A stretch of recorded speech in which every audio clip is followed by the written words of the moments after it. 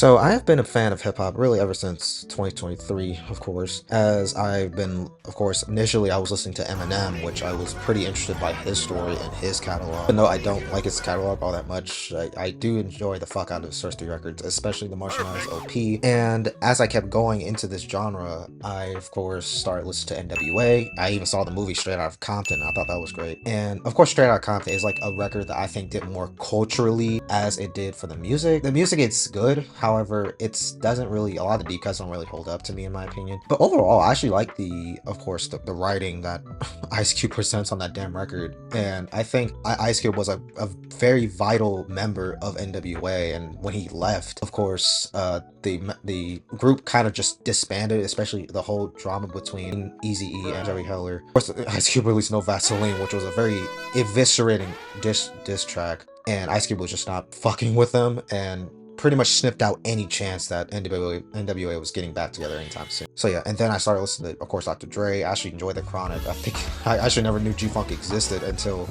I heard that record. And then over time, I of course started listening to artists that were of my generation, or at least the ones I was growing up around, specifically Kendrick Lamar. Obviously, like, you see him on my channel. Of course, Drake, you see him on my channel. I've also listened to J. Cole, believe it or not. I've listened to 2014 Forest Hill Drive. However, as much as I do like that album, like, to a degree, I think it's solid. It's not really the captivating storytelling or conscious rap that someone like Kendrick Lamar brings to the table. However, I do think J. Cole is, like, very good in his own right. I'll say that. Over time, at least, there was a time when I just fucking despised hip-hop, especially fucking trap music, because I just thought hip-hop at one point back when I was in middle school, specifically like during like the SoundCloud, including the mumble rap era. I know people are gonna kill me in the comments. Is that I thought that shit sounded the same, and it was kind of bland and all living shit, at least to me at the time. Even rappers during that era, there's rappers I can appreciate that actually came out of the SoundCloud rap era, like XXX and Juice WRLD. Like, I actually appreciate those artists, especially fucking Juice WRLD, for what he brought to the table, especially being influenced by someone like fucking Kanye with 808s and Heartbreak, which was a record everyone pretty much shat on back in, the time it released, but over time it became like one of the most influential hip-hop records ever. And of course, yeah, I also started listening to Kanye like, literally like almost a year ago at this point, and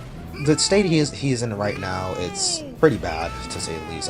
It's no secret at this point. And also, there's not a single album of his that really touches his first three records, in my opinion, especially not fucking Graduation. So I've also started listening to other hip-hop artists, some of them that were out of my comfort zone, when at least come to my musical palette. I'm specifically talking about Playboi Carti. Look, I understand that he has a massive fan base, a very dedicated fan base, especially after that 5-year hiatus, which had fucking pushback date after pushback date, fit pics as well. And of course, one of my friends, my roommate of mine, asked me to review his album music that he dropped at the like couple months ago when it dropped. Now, what I kept telling them, what I kept telling my roommate and his friends, who just fucking begged me to do it, I just told them, yeah, I enjoyed it my first listen, but my opinion might change, which is always the case for any record, for any genre I listening to. And honestly, I gave people are gonna give me shit for this.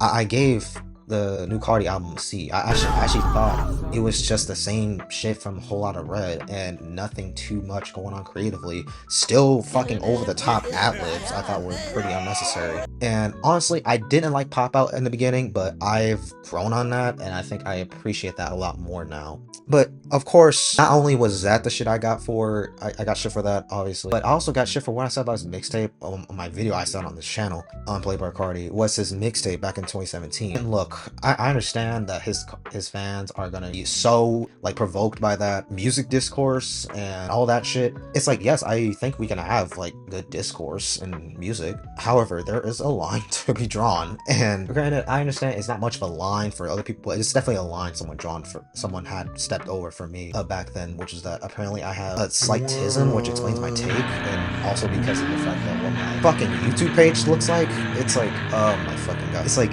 not relevant. It also says something about you too.